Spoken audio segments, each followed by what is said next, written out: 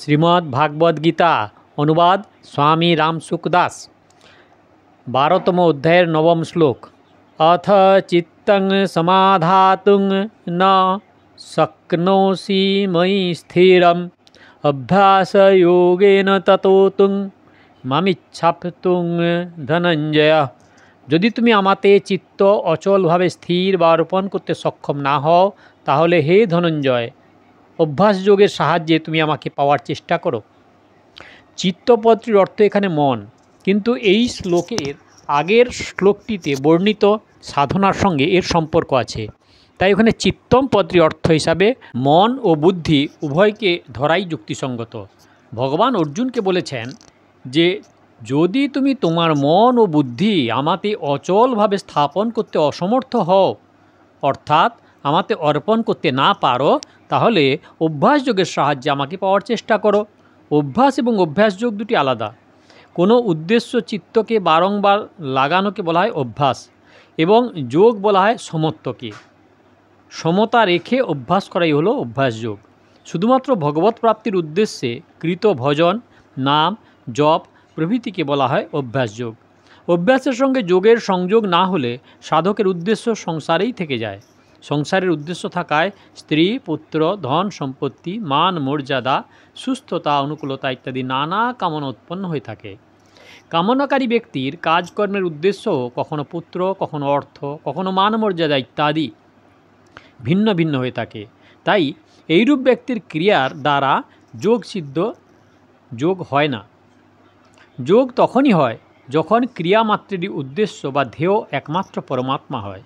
সাধক যখন ভগবত প্রাপ্তির উদ্দেশ্য নিয়ে বারংবার নাম জপ ইত্যাদি করার চেষ্টা করেন, তখন তার মনে নানা সংকল্প উৎপাদন হতে থাকে। সেই সাধকের ভগবত প্রাপ্তি আমার একমাত্র উদ্দেশ্য এইরূপ দৃঢ় নিশ্চয় করে অন্য সমস্ত সংকল্প থেকে বিরত হতে হয়। মামিচ্ছাপ্তুং পদটির দ্বারা ভগবান অভ্যাস যোগকেই তাঁরা প্রাপ্তির স্বতন্ত্র সাধন বলে জানিয়েছেন। আগের শ্লোকে ভগবান তাকে মন বুদ্ধি অর্পণ করার কথা বলেছেন, এখন এই শ্লোকে অভ্যাস যোগের কথা বলেছেন।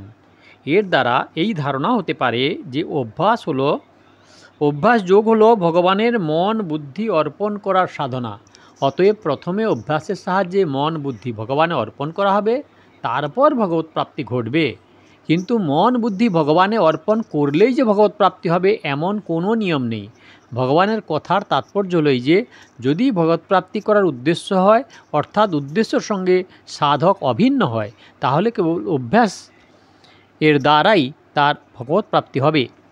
সাধক যখন ভগবত প্রাপ্তির উদ্দেশ্য বারংবার নাম জপ ভজন কীর্তন শ্রবণ ইত্যাদি করতে থাকেন, তখন তার চিত্ত শুদ্ধ হতে থাকে এবং ভগবত প্রাপ্তির আকাঙ্ক্ষা জেগে ওঠে। জাগতিক সিদ্ধি অসিদ্ধিতে সম হলে ভগবত প্রাপ্তির আকাঙ্ক্ষা তীব্র হয়ে ওঠে। ভগবত প্রাপ্তির আকাঙ্ক্ষা তীব্র হলে ভগবানের সঙ্গে মিলনের ব্যাকুলতা জেগে ওঠে। এই ব্যাকুলতা তার অবশিষ্ট সাংসারিক আসক্তি এবং অনন্ত জন্মের পাপকে ভস্ম করে দেয়। সাংসারিক আসক্তি এবং পাপ নাশ হলে তার একমাত্র ভগবানেই অনন্য প্রেম জন্মায় এবং তিনি ভগবানের বিচ্ছেদ সহ্য করতে পারেন না।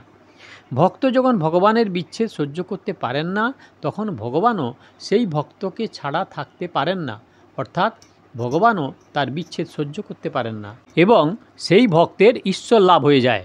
সাধকের ভগবত প্রাপ্তিতে বিলম্ব হওয়ার কারণ হলো এই যে তিনি ভগবানের বিচ্ছেদ সহ্য করতে থাকেন। যদি তার ভগবানের বিচ্ছেদ অসহ্য হয়ে ওঠে, তবে আর ভগবানের সঙ্গে মিলনের দেরি হবে না। ভগবানের দেশ কাল বস্তু ব্যক্তি ইত্যাদি থেকে কোনো দূরত্ব নেই। সাধক যেখানে ভগবান ও সেখানেই রয়েছেন।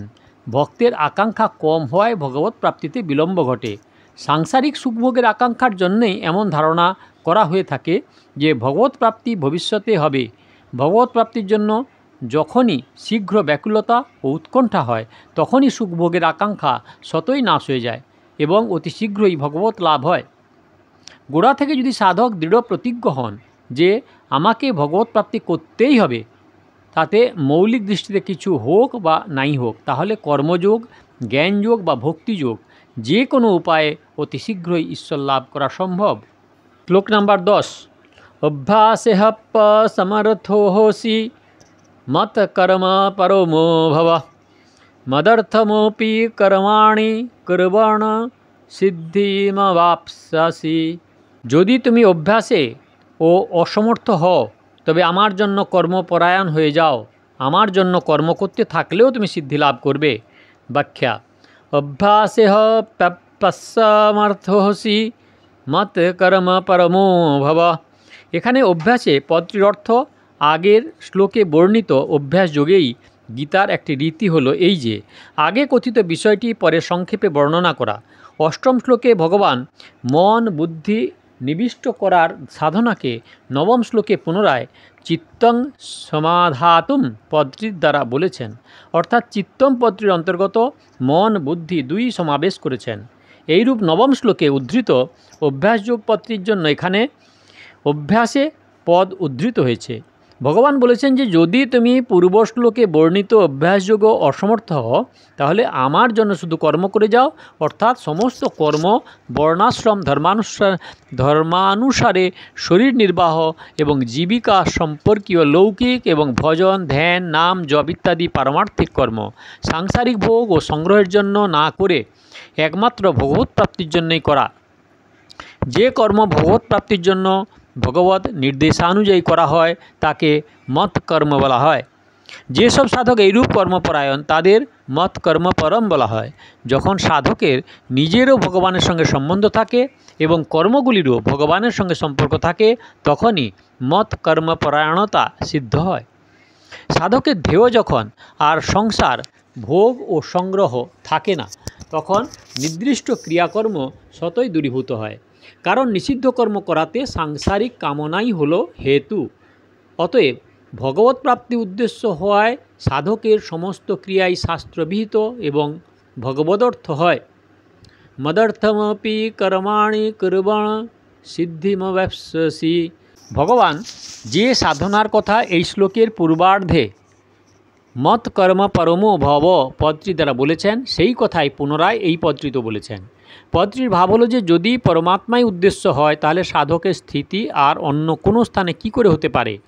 ভগবান যেমন অষ্টম শ্লোকে মন বুদ্ধি তাকে অর্পণ করায় সাধনাকে, নবম শ্লোকে অভ্যাসযোগের সাধনাকে তাকে প্রাপ্ত করার পৃথক সাধন বলে জানিয়েছেন, তেমনি ভগবান এই স্থানে মত কর্ম পরমো ভব কেবলমাত্র আমার জন্য কর্মপরায়ণ হও এই সাধনাটিও তাকে প্রাপ্তির পৃথক সাধনা বলে জানিয়েছেন।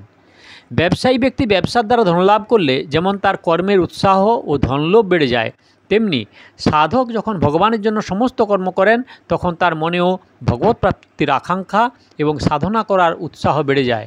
আকাঙ্ক্ষা তীব্র হলে যখন সাধকের ভগবানের বিচ্ছেদ অসহ্য হয়ে ওঠে তখন সর্বত্র পরিপূর্ণরূপ ভগবান তার কাছে আর আত্মগোপন করে থাকতে পারেন না।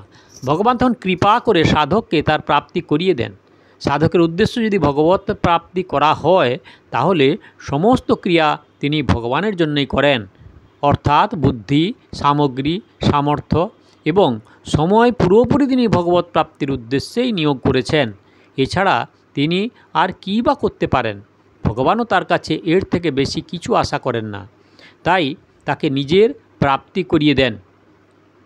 এর কারণ হলো ভগবানকে কোনো বিশেষ সাধনার জোরে পাওয়া যায় না। ভগবানের মহত্বের সামনে যখন সমগ্র সৃষ্টিরই কোনো মূল্য নেই তাহলে কোনো এক ব্যক্তির দ্বারা অর্পিত সীমিত বস্তু বা সাধনার দ্বারা ঈশ্বরের মূল্যায়ন করা কীরূপে সম্ভব। তাই তার প্রাপ্তির জন্য ভগবান সাধকের কাছে মাত্র এইটুকু আশা করেন যে সাধক তার পূর্ণ যোগ্যতা সামর্থ্য ইত্যাদি আমার প্রাপ্তিতে নিয়োজিত করুক, নিজের জন্য যেন কিছুই না রাখেন এবং এই সমস্ত যোগ্যতা বা সামর্থ্যগুলি যেন নিজের বলে মনে না করেন। শ্লোক নম্বর 11। অথৈতদপসক্তোষি কর্তুং মদয়োগমাশ্রিতঃ সর্বকর্ম ফলত্যাগং ততঃ কুরু যথাত্মবান। যদি তুমি আমার যোগের আশ্রিত থেকে এইগুলি ও করতে অসমর্থ হও তাহলে মন ও ইন্দ্রিয়কে সংযত করে সমস্ত কর্মের ফল ত্যাগ করো। ব্যাখ্যা: অথৈতদপসক্তোষি কর্তুং মদয়োগমাশ্রিতঃ। আগের শ্লোকে ভগবান তাঁর জন্যেই সমস্ত কর্ম করলে তাকে প্রাপ্ত করার কথা বলেছেন এবং এখন এই শ্লোকে তিনি সমস্ত কর্মের ফল ত্যাগ রূপ সাধনার কথা বলেছেন। ওই স্থানে ভগবানের জন্য সমস্ত কর্ম করায় ভক্তির প্রাধান্যের জন্য ওইটিকে ভক্তিযোগ বলা হয়, এবং এই স্থানে সর্বকর্ম ফল ত্যাগে শুধুমাত্র ফল ত্যাগের প্রাধান্য থাকায় এটিকে কর্মযোগ বলা হয়।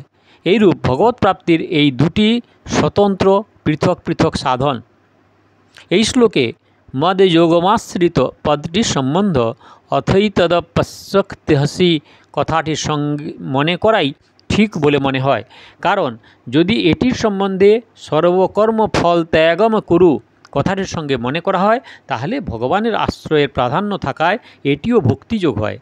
এইরূপ হলে দশম শ্লোকে কথিত ভক্তিযোগ সাধন থেকে এর কোনো পার্থক্য থাকে না, কিন্তু ভগবান দশম ও একাদশ শ্লোকে ক্রমশ ভক্তিযোগ এবং কর্মযোগ দুই ভিন্ন ভিন্ন সাধনার কথা জানাতে চেয়েছেন। দ্বিতীয়ত, ভগবান এই শ্লোকে যতাত্মবান পদও ব্যবহার করেছেন। কর্মযোগেই আত্মসংযম করার বিশেষ প্রয়োজন, কারণ আত্মসংযম ব্যতিরেখে সর্বকর্ম ফল ত্যাগ করা অসম্ভব। সেই জন্য মদ যোগমাশ্রিত পদটির সম্বন্ধে অথৈতদপশ্যক্তহসি এর সঙ্গে বলে মনে করা উচিত, সর্বকর্মফল ত্যাগ করার নির্দেশের সঙ্গে নয়। যাদের ভগবানের উপর তত বিশ্বাস নেই কিন্তু ভগবানের আজ্ঞায় অর্থাৎ দেশ বা সমাজের সেবা করার উপরই বেশি বিশ্বাস, ভগবান তাদের জন্য এই শ্লোকে সর্বকর্ম ফলত্যাগ রূপ নানা সাধনার কথা বলেছেন। তাৎপর্য হলো তারা যদি সমস্ত কর্ম আমাকে অর্পণ করতে না পারেন তাহলে ফলের ইচ্ছা, যেহেতু ফলের প্রাপ্তি ইচ্ছার অধীন নয়, অতএব ইচ্ছা পোষণ করা অযৌক্তিক, যেন পরিত্যাগ করেন। কর্মণ্যেবাধিকারস্তে মা ফলেষু কদাচন, ফলের ইচ্ছা ত্যাগ করে কর্তব্যকর্ম করলে তাঁদের সংসার থেকে সম্পর্ক বিচ্ছিন্ন হয়। সর্বকর্ম ফলত্যাগং ততঃ কুরু যতাত্মবান, কর্মযোগের সাধনে স্বভাবতই কর্মের আধিক্য থাকে, কারণ যোগ প্রাপ্তিতে অনাসক্তভাবে কর্ম করাই এর হেতু বলে বলা হয়েছে।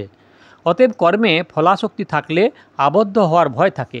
তাই যতাত্মবান পদের দ্বারা ভগবান কর্মফল ত্যাগের সাধনে মন ও ইন্দ্রিয়াদির সংযমের প্রয়োজনীয়তার কথা বলেছেন। এটি লক্ষণীয় যে মন ও ইন্দ্রিয় সংযত হলে তবেই অনায়াসে কর্মফল ত্যাগ করা সম্ভব। সাধক যদি মন, বুদ্ধি, ইন্দ্রিয় ইত্যাদির সংযম না করেন তাহলে স্বতই তার মনে বিষয় চিন্তা হতে থাকে এবং তার বিষয়াসক্তি জন্মায়, ফলে তার পতন হওয়ার খুবই সম্ভাবনা থাকে। ত্যাগের উদ্দেশ্য থাকলে সাধক সহজেই মন ও ইন্দ্রিয় সংযম করতে পারেন। এখানে সর্বকর্ম পদটি যজ্ঞ, দান, তপ, সেবা ও বর্ণাশ্রম অনুযায়ী জীবিকা ও শরীর নির্বাহের জন্য শাস্ত্রবিহিত সমস্ত কর্মগুলির বাচক। সর্বকর্মফল ত্যাগের অভিপ্রায় স্বরূপত কর্মফল ত্যাগ না হয়ে কর্মফলে মমত্ববোধ, আসক্তি, কামনা, বাসনা ইত্যাদি ত্যাগ বোঝায়। কর্মফল ত্যাগের সাধনে কর্মগুলি স্বরূপত পরিত্যাগ করার কথা বলা হয়নি, কারণ কর্মযোগে কর্ম করা তো অত্যন্ত জরুরি। যেমন আগে বলা হয়েছে, প্রয়োজন হলো কর্ম এবং তার ফলে মমত্ববোধ, আসক্তি, কামনা ইত্যাদি পরিত্যাগ করা। কর্মযোগের সাধকের অকর্মণ্য হওয়া উচিত নয়, কারণ কর্মফল ত্যাগের কথা শুনে সাধকগণ প্রায়ই মনে করে থাকেন যে যখন আমার কিছু পাওয়ার নেই তবে আর কাজ করার প্রয়োজনীয়তা কী। সেই জন্য ভগবান দ্বিতীয় অধ্যায়ে 47তম শ্লোকে কর্মযোগের কথা বলতে গিয়ে বলেছেন যে মা তে সঙ্গহস্ত কর্মণি, তোমার যেন কর্ম না করার আসক্তি না হয়, এবং সাধকদের অকর্মণ্য হতে কর্মত্যাগ করতে নিষেধ করেছেন। অষ্টাদশ অধ্যায়ের 9ম শ্লোকে ভগবান সাত্ত্বিক ত্যাগের লক্ষণ জানাতে গিয়ে বলেছেন যে স্বরূপত কর্মত্যাগ নয়, কর্মে ফলাসক্তি ত্যাগই সাত্ত্বিক ত্যাগ। ফলাসক্তি ত্যাগ করে কর্ম করতে থাকলে কর্ম করার বেগ প্রশমিত হয় এবং পুরানো আসক্তি দূর হয়। ফলের আকাঙ্ক্ষা না থাকায় কর্ম হতে সর্বতোভাবে সম্বন্ধ বিচ্ছেদ হয় এবং নতুন করে আর আসক্তি জন্মায় না। তখন সাধক কৃতকৃত্য হন। পদার্থগুলিতে অনুরাগ, আসক্তি, কামনা, মমতা, ফলেচ্ছা ইত্যাদি ক্রিয়ার বেগ সৃষ্টি করে। এইগুলি থাকলে হঠকারী হয়ে কর্মত্যাগ করলেও কর্মের বেগ প্রশমিত হয় না। রাগ, দেশ অন্তরে বজায় থাকায় সাধকের প্রকৃতি পুনর্বার তাকে কর্মে নিয়োজিত করে। তাই রাগ, দেশ পরিত্যাগ করে নিষ্কামভাবে কর্ম করলেই ক্রিয়ার বেগ শান্ত হয়। যে সাধকদের সগুণ সাকার ভগবানের স্বাভাবিক শ্রদ্ধা বা ভক্তি নেই বরং ব্যবহারিক এবং লোকহিতকর কাজেই অধিক বিশ্বাস এবং আগ্রহ থাকে, তাদের পক্ষে এই সর্বকর্মফলত্যাগ রূপ সাধন অত্যন্ত উপযোগী। ভগবান যে যে স্থানে কর্মফল ত্যাগের কথা বলেছেন সেই সব স্থানে আসক্তি এবং ফলেচ্ছা ত্যাগের কথা ধরে নিতে হবে, কারণ তার মতে আসক্তি এবং ফলেচ্ছা সম্পূর্ণভাবে পরিত্যাগ করলেই কর্ম হতে সর্বতোভাবে সম্বন্ধ বিচ্ছেদ হয়। সমস্ত কর্মের ফল ত্যাগ ভগবৎ প্রাপ্তির পৃথক সাধন। কর্মফল ত্যাগের দ্বারা বিষয়াসক্তি দূর হয়ে শান্তি বা সাত্ত্বিক সুখ প্রাপ্ত হওয়া যায়। সেই শান্তি উপভোগ না করলে, তাতে সুখ বুদ্ধি করে আবদ্ধ না হলে, সেই শান্তি পরম তত্ত্ববোধ করিয়ে তত্ত্বের সঙ্গে অভিন্ন করে দেয়। এ হলো 12তম অধ্যায়ের শ্লোক নাম্বার 9, 10, 11। দয়া করে সাবস্ক্রাইব করবেন, লাইক করবেন, শেয়ার করবেন। আর গীতার শুরু থেকে দেখতে হলে কাকন বাসুতে ক্লিক করে ভিডিও দেখুন, আর আগের ভিডিও দেখতে হলে দয়া করে অপেক্ষা করুন।